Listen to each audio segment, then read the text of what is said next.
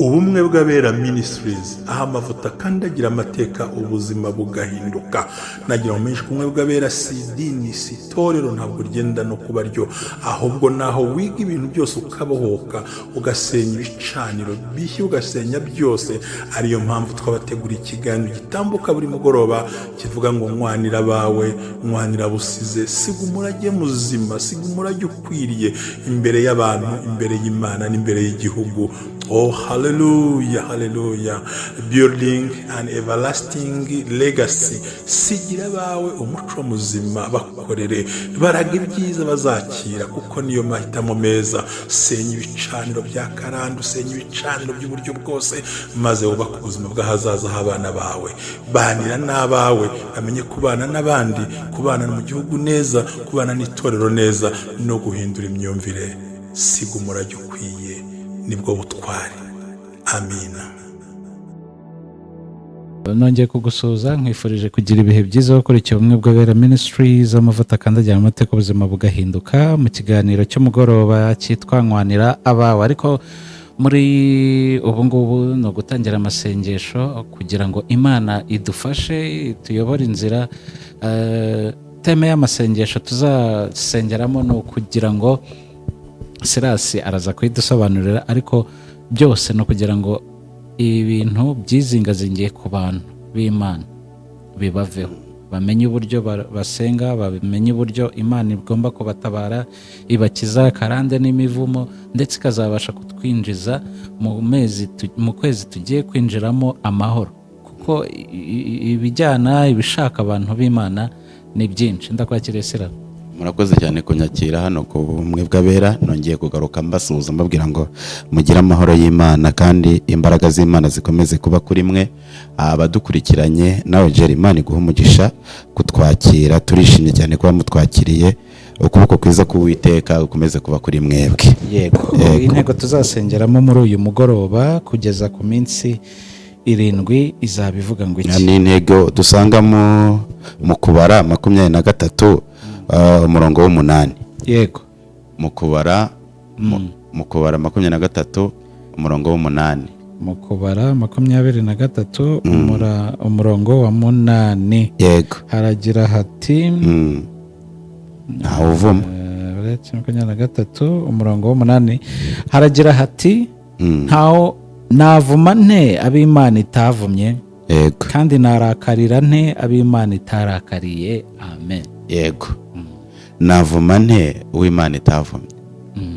Uyu ni Baramu na Baraki, ngo bari bagambanye ngo bamuhanuza ibigo. Baraki na Baramu baragambana, bajya inama,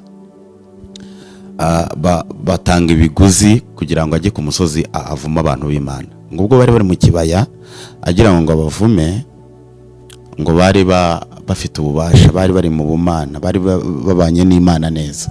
Ngo ajya ku musozi ngo ajye kubavuma, agasanga habunzemo intare y'umuryango wa Dawidi. Bisobanuye iki rero? Urumva hirya y'umuntu, hirya y'ubuzima bw'umuntu hari imigambi biri mu gucurwa yo kugira ngo agirirwe nabi, nubwo atabimenya, ariko ibihari. Nubwo atabimenya ibihari, ibintu bimurwanya biba bihari, ibintu biguhiga biba bihari, ibintu byaguhagurukira biba bihari. Ariko ijambo ni ryiza riravuga ngo navumane ab'Imana itavumye, narakarira ne ab'Imana itarakariye. Bisobanuye ngo hari abantu bakurakariye, hari abantu bafite umugambi wo kukuvuma, ariko mu kubigerageza kwabo barabikoresha mu mbaraga zabo. Muri aya masengesho rero Imana yemeye kuzingazinga imigambi y'abantu batekereza kukuvuma, yemereye kuzingazinga imigambi y'abantu batekereza mbese kukurakarira kandi utabigizemo uruhare. Baramu na Baraki bajya kurura amasozi bagahindura bakajya ku wundi. Bari abantu b'Imana bari mu kibaya, ntago bari bazi ko hari abantu bagiye kubavuma. Hari igihe umuntu yicara mu rugo rwe cyangwa mu mangazini cyangwa mu kazi ke, ntamenye abari mu kugenda ku izina rye, ntamenye abari mu gushaka kuvuma izina rye, ntamenye abari mu kugambanira izina rye, ntamenye ibintu biri mu gukorerwa ku izina rye. Ariko kubera ko Imana imufiteho umugambi, yarangiza ikamurinda iyo migambi mibi. Kandi nkunda kuvuga yuko ntago umuruhu ukuraho umugisha, ariko umugisha ukuraho umuruhu. Imigambi rero niyo mpamvu ngo agiye kuvuma aragaruka aravuga ati ati mbonye muri ba bantu habunzemo intare.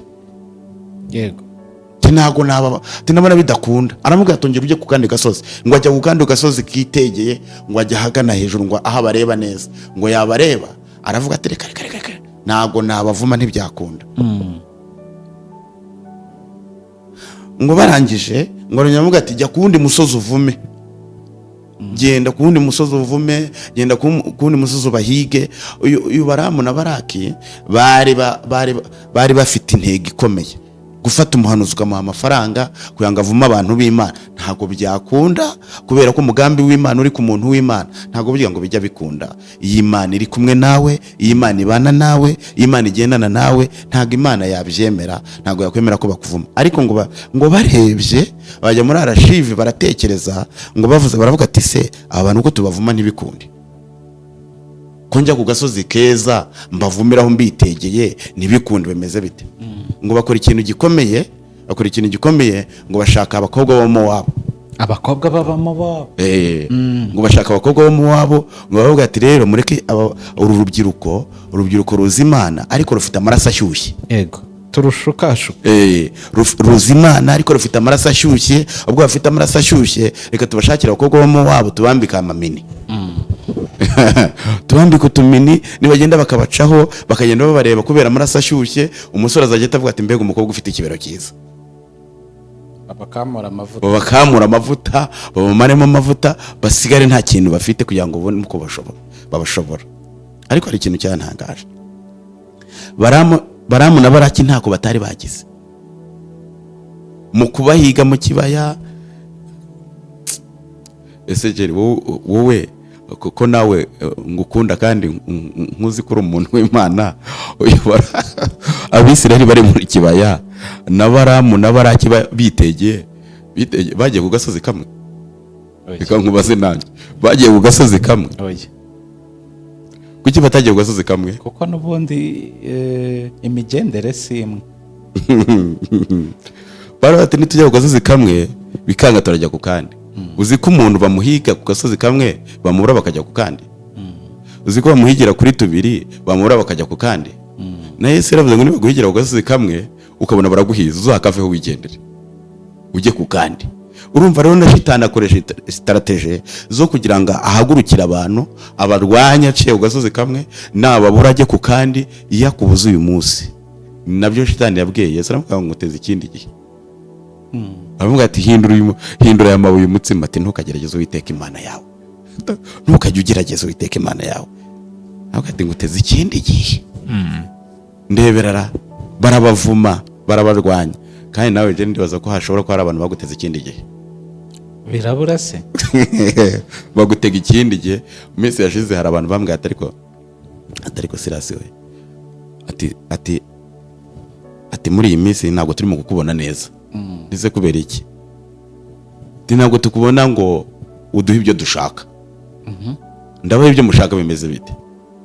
dukeneye ko udusengera ibintu bimeze uko. uzi ko abantu basigaye bashaka ko basengera ibyo bashaka, ntabwo bashaka iby'Imana ishaka, ahubwo barashaka ko basengera ibyo bashaka. nese urashaka ko ngusengera iki? ati ndashaka ko nsengera nkabona amafaranga nkajya kurangura hanze nkaza ngacuruza. nibyo ngibyo Imana yarabikwemereye. ni ngombwa nsengera amafaranga? ahubwo inzira z'amafaranga urazifite, jya kuyashaka, jya kuyakorera urunda amafaranga ukore. ahubwo ndagusengera kugira ngo Imana ikurinde muri ubwo butunzi, ikurinde muri ibyo urimo gutekereza, ko Imana yaguhaye ubwenge, maze ubundi hasigaye muri ubwo bwenge ubukoresha. bati nyumvira kandi tinyumvira. ati icyo nashaka kukubwira si icyo, nashaka kukubwira ko maze igihe ndwaye no mu nda. ni mu nda Imana irahagukiza. wagiye kwa muganga? ati nagiyeyo ariko byaranze. arangira arambwira ati koze ikiganza ku nda yanjye. ndeba mama wari uraho mu materaniro, nawe nikoze ikiganza kuri randa yura mama, ndavuga ni ndatuye nakire. ati nashakaga icyawe n'icyuwo ngo n'ikizima. urumva abantu numva arimo arashaka kunshyira ku gasozi kamwe, wanjura nshyire ku kandi gasozi. amburiye kuri kamwe anshakiye ku kandi, anshakiye ku gasozi k'indaye mukireho ikiganza cye. kandi hari uwo mbwiye n'ikiriho, uwo ni umukozi w'Imana turimo turasenga.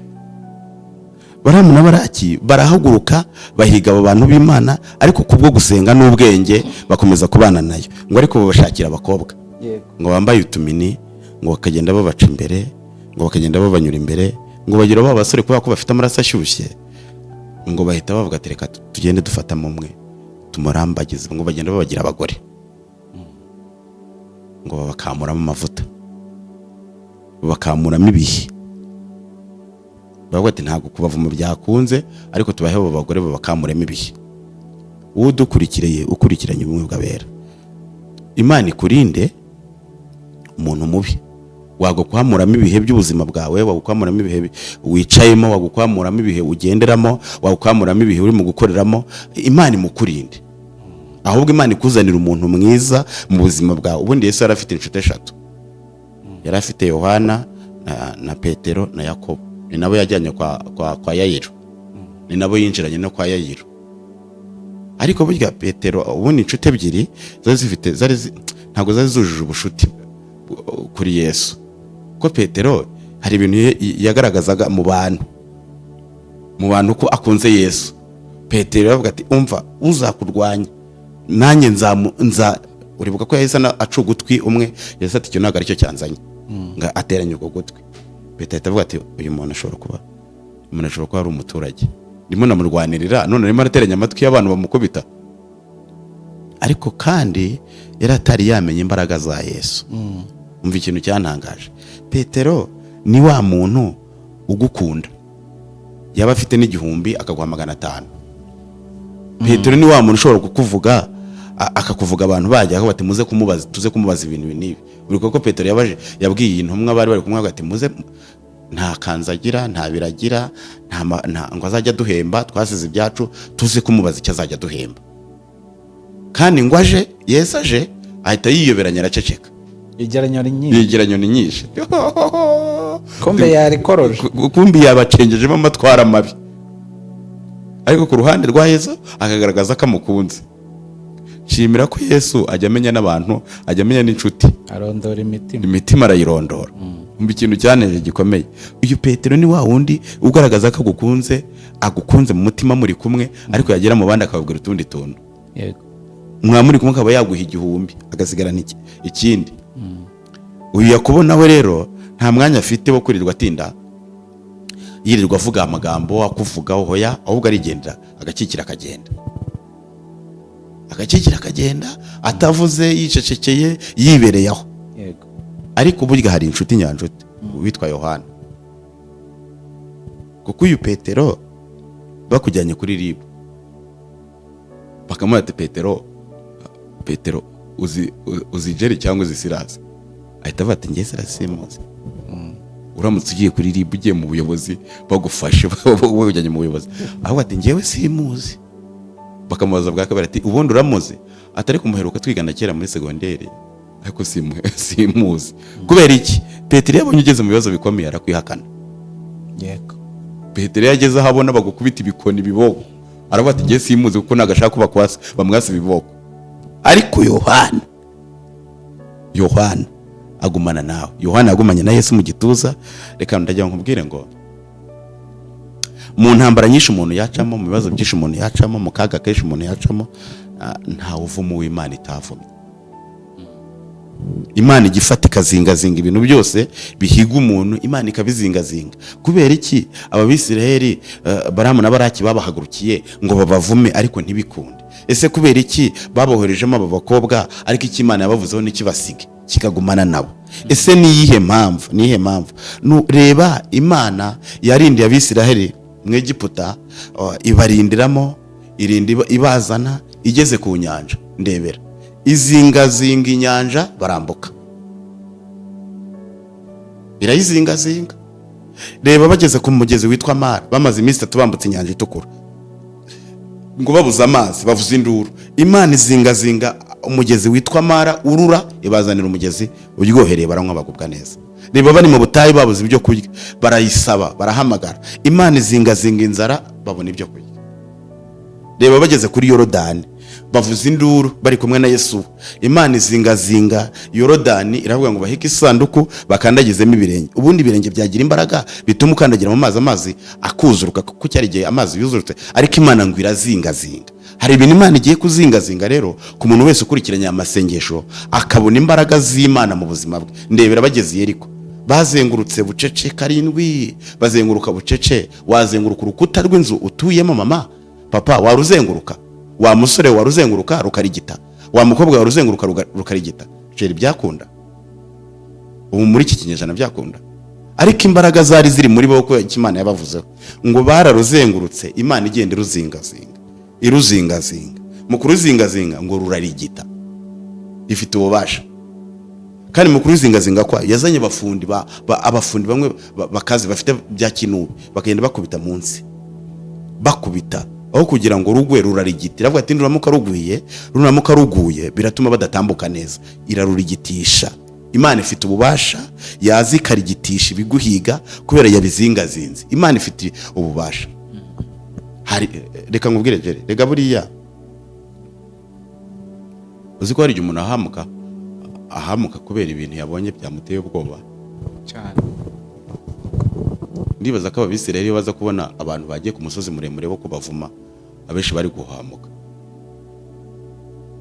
Kuko n'ubundi bageze ku nyanja itukura, babonye ngo umusozi amagare ari mu kumanuka, baravuga ati turapfuye. Ariko bibagize icyo Imana yabavuzeho. Ubundi iyo umuntu agihumeka aba agifite uburyo bwo kongera kubaho. Iyo umuntu hari igihe umuntu agutera ubwoba ukumva ugize ubwoba, kuko umuntu ejo yarampamagaye arambwira ati ngewe umuntu arambwira ngo agiye kunyoherereza ihembe nyahembe ry'abarozi. Nge sinari naribona, nge numva risengera mu bantu, nkumva rimwe riravuze ngo ndihembe mvuyemo. Atakimara kubimbwira nahise nikubita hasi. Ati namaze hafi nk'amasaha 3 banere banjyana mu bitaro. Nisuvuyeyo, ati nageze mu rugo, ati nsanga inzoka iri ku buriri bwanjye. Ati ngiye kuyihindira zamuka ngo igiye n'indume. Ati ndiruka. Ati ndongera ngarutse mbona yahindutse imbeba. Tingarutse mbona yahindutse imbeba. Ati ndahuruza abantu baraza, bayigezeho babona yabaye inzoka.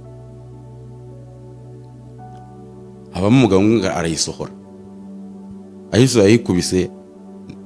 Byabaye n'umusibe ejo bundi ni kwa gatatu, arayikubita yahise abyimba amaguru. Uwo mugabo we baranamunzanira naramubonye, yahise abyimba amaguru n'uburangana, amaguru ntabwo ari yabyimbuka. Uwo wayikubise amaguru yarabyimbye. Noneho wa wundi wayisanze mu nzu ye mu cyumba cye, iyo nzu abamo niye ntago ayikodesha. Yabate ntabwo nongera gusubira muri ranzo, yagiye gushaka aho akodesha kandi afite inzu nziza y'itaje. Urumva Satani uwo rero, uwo mudayimoni Imana nitazingazinga abadayimoni ngo ibigizeyo barakumara. Kuko abadayimoni bafite umudayimoni se gutamuha amafaranga, ntabwo yirukanwa n'amafaranga. Umudayimoni ntabwo yirukanwa kuri muremure, ntabwo yirukanwa kuri mugufiya, yirukanwa ku byibushye, ntabwo yirukanwa ku nanutse, yirukanwa n'isengesho gusa ry'umuntu wubaha Imana. Ntabwo uyu mudayimoni rero, ni nayo mpamvu Abisirayeli Baramu na Baraki bagiye kubavuma, bavuma ngo bikanga, bavuma bikanga, kubera bari mu mugambi w'Imana. Umugambi w'Imana ujya uzingazinga ibiturwanya tukabaho. Umugambi w'Imana ujya uzingazinga ibiguhiga ukabaho. Ariko ntabwo bivuze yuko nudahaguruka ngo urwanire icyo ushaka biraguhiga bikugirire nabi. Nudahaguruka se, reka nkubaze, Imana nimba ivuze ngo nguhaye ubwenge, nkaye w'umusore izajya kukurambagiriza, urahaguruka ukarambagiza. Hari umusore ajya kumbwira ati ngewe ndashaka umukobwa Imana izamuguhitiramo gute wa musore we? umunsi umwe ndavuga nti izamuguhitiramo gute, ati ngenda ndashaka umusore Imana izampitiramo. igitanga ariko ngo ibimenyetso siko mujya mutubwira, urisaba ikimenyetso ubwo nyine sinzi ukuntu biba bimeze. We uko yabipangaga yaravuga ngo umukobwa ngo azaza musange, ngo azaza amubwire ngo ni njyewe Imana ngo yohereje. Urumva ubuyobe yari arimo, urumva ibintu by'ubuyobe yari arimo. Ndamusenya ndavuga nti mu izina rye se abadayimoni bakuzuye nibakuvemo. Yego, ubu yarashatse yakoze ubukwe twamukoreye ubukwe. yego, ariko urumva yari yamaze igihe, ngo yari amaze imyaka 6 ngo ategereje umukobwa ngo azaza amurebe. Nyumvira uwo shitani amushyize mu mwuka nawe wo kumubeshya, wo kumuzingazinga kugira ngo atagira ikintu amenya. Imana izingazinga ibintu byose ubona byaguteye ubwoba, Imana izingazinga ibintu byose ubona kandi ari n'ibintu nabonye bikomeye. Umuntu akajya gucuruza, hariho nigeze kujyayo mbona afite agakoni kandi ari umurokore. ibyo nibyo turi kuvuga. Imana izingazinga ibintu biruhije abantu, yego. ngo umuntu yaraje amuha agakoni, namwe agakoni rero nugashyira hejuru muri kontwari niho abakiriya bazajya baza. Agashyizemo byaherewe ngo yamaze amezi 3 atariyabona ngo n'umuntu winjira amubaza imyenda acuruza uko ayigurisha. ubwo arahamamagara ati ndashaka ko uzansura. Njyayo gusa hara mu mujyi, ngezeyo ntiyambwira ko gakoni naho yari yagahishe, aranyihorera. areka nk'abanoze Imana idushyigikira. Anyihoreye nicaye numva ndahumuriwe, ko ngiye nkunda guhumurirwa. yego, numva ndahumuriwe, ni hano ko numva hari izindi mbaraga zitari iz'Imana. Ati ntazo. Ijwi rirambwira ati reba hejuru muri iyo kontwari harimo agakoni. Rimwe buryo ngo harimo agakoni, ndabona ningafata amaboko yanjye se akadigadiga reka mbaye ndetse. yego, Cyetse ijwi ni rimwe ngo ngere ndambura kuboko nkoreho. Ariko sinjya gukora ku kintu ntumvise ngo mbwirwe. Ni hano ko hari imbaraga mama. Izi mbaraga ko ari wowe wazinjije kutazisohora, kari wowe wambwiye ngo nze ngusure. Ko ari wazinjirije iki? Ati hari abantu bazinjije ariko ntabwo nabishakaga. Ati mbese arajijisha. Mbwira Imana nimba yemeye ko ninjira ahangaha, mbwira ibintu arimo kunjijishiriza amahanga agira ngo nimba agira ngo bimvudukane cyangwa biba ari ngiye bikukiramo. Imana irambwira ati zamura ukuboko ukore hejuru. Nkura hejuru nzamura umwenda yarashyizeho ikanzu, yego, yayikingirije. Nzamura ikanzu nkoramo ndayizana ya nkoni. Ni inkoni ni iki? Ati se abantu b'Imana muracyariho? Ati nagiye ku mupfumu amereza aka gakoni ngo ngashyira ahangaha kandi namuhaye amafaranga menshi. Namuhaye angahe? Ati namuhaye amafaranga 3 miliyoni. Ati none no gucuruza ntibiri mu gukunda. Ndavuga ni wabuze kujya utange icya 10 mu byo wungutse mu bakozi b'Imana cyangwa oya nabuze ni mu rusengero. Namubwiye ni wabuze kujya gutanga icya 10 mu maturo mu byo wungutse urangije uyajyana mu bapfumu.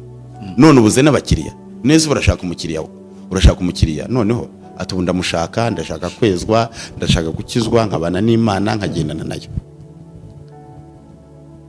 Namubwiye rero tugiye gusenga isengesho. Naramusengeye imbwa imukira muri we, ati iramoka. Bisobanuye ngo impamvu nari mbivuze, urumva Imana yazingazinze ibyamurwanyaga yizaniye. Hari abafite ibyo bizaniye, hari n'abafite n'ibyo batizaniye. Kandi ufite ibyo yizaniye ararwana n'ibyo azi, ariko arimo arabihisha Imana, kandi Imana ibireba. Ubu ejo bundi yarambwiye ati ubu rwose yarambwiye ati kuko ashize nk'amezi 2. Arambwiye ati nagize umugisha, ati ubu naracuruje muri ya mezi 2, narungutse, naguzemo imodoka, ati naguzemo inzu muri mezi 2 mvuyeyo. Ariko nawe arimo arabyumva, ajya kurikirana umwe bw'abera ajya bukurikirana, nankora ajya yikurikirana, arabizi nta n'igihumbi yamaye. Nta n'igihumbi yigenda, warabizi arabikurikirana, nta n'igiceri naranitegeye, naranateze njyayo no kugaruka nditegera. Cyangwa se icyo gihe agiye kumpa 5,000 ngo byo gutega ibyo 5 arabima, mbona arabimpaye, ndongera ndavuga ntakira ramo 5. Iyi nkoni warayitanzeho 3 miliyoni. Jya mu rusengero utange icya 10 n'amaturo. wiza kunkoreraho ubufindo bwawe. Nibyo ndi mushumba ajya avuga, umuntu ashobora kuguha 5 agira ngo ukure mu murongo w'ikimenyetso cy'ibyiza ufite. Yego. Abaroza bahaye 3,000,000, umukozi w'Imana muhaye 5, kandi Imana imutumyeho. Ubwo nukugira ngo za mpano z'Imana ziri muri njyewe zizime. Aranjimije birarangiye, nabwana akira yasubirane. Cyakoze mushumba baranyigisha ikintu gikomeye, namwongereho 1,000, muha 6. Nabwana nimba ari njye warujimije najimije ibyawe ntibinkurikirane, biguma n'ibyawe. Nta ni nari mfite icyo nari mu kuvuga ngo Imana igizingazinga ibintu by'umuntu. Hari ibyo uba warizaniye, hari n'ibyo utari utizaniye ariko byagusanze. Bisobanuye iki? Ibintu wizaniye birimo birakurwanya ubireba. Yego. Ibintu wizaniye birimo biraguhiga ubireba. Ibintu wizaniye birimo byakubuje amahoro ubireba, kandi ni wowe ubituyemo, ni wowe wanabizaniye. Hari n'ibyo rero byagusanze bigufataho ingwate, ariko twumvise yuko Imana igizingazinga ibintu. Farawo yazanye amagare, Imana irayazingazinga. Inyanja imbere y'Abisiraheli, Imana irayizingazinga. Babura amazi, Imana irayizingazinga. Muri aya masengesho Imana igomba kuzingazinga ibyaguhagurukiye n'ibyaguteye ubwoba, n'ibyawe wizaniye uvugaho biri. Imana ihaguruka ibizingazinga. Yego, reka dusoze dusenga dusaba imbaraga, n'ubundi turakomeza muri uwo mwuka muri iki cyumweru cyose cy'amasengesho, kandi wakoze cyane. Imana ikomeze ibahe umugisha. Reka dusenge. Mwami turagushimiye, ni wowe ufite ububasha n'ubushobozi bwo kuzingazinga ibiduteye ubwoba. Umuntu wese uri imbere ahangaha udukurikiranye afite ikigeragezo cye bwite. Hari uko atabona uko abivuga, hari uko atabona uko abibwira abantu, ariko nagira ngo uburinzi bwawe nk'uko Baramu na Baraki bagiye kuva mu bwoko bw'Imana, bakabona ntibikunda, ijambo rikavuga ngo ntawe uvuma uw'Imana itavumye.